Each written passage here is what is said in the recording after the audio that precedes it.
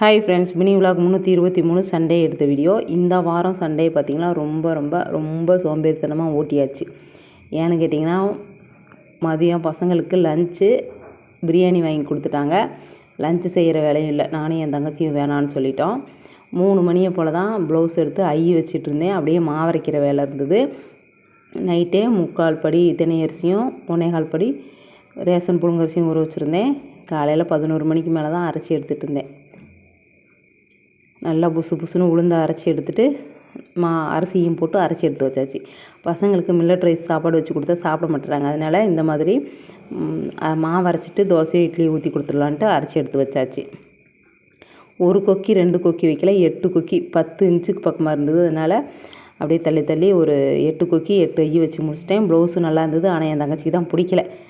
பாட்டி ப்ளவுஸ் மாதிரி இருக்குது அப்படின்ட்டா. சரி போடி, தச்சு பழகினா இந்த மாதிரிலாம் மாற்றி தைச்சாதானே நல்லாயிருக்கும். ஒரே மாடல் எப்படி தைக்கிறது அப்படின்னு சொல்லிட்டு மனசை சமாதானப்படுத்திட்டேன்.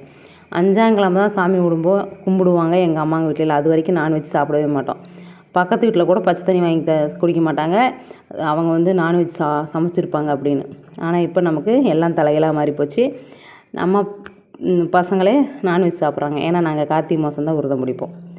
அதனால் 3ஆம் கிழமை பிறந்த வீட்டு குலதெய்வத்தை போய் கும்பிடணும். யார் சனிக்கிழமை விரதம் பிடிப்பீங்க அப்படின்றத சொல்லிட்டு போங்க. பாய், தேங்க்ஸ் ஃபார் வாட்சிங். நாளைக்கு பார்க்கலாம்.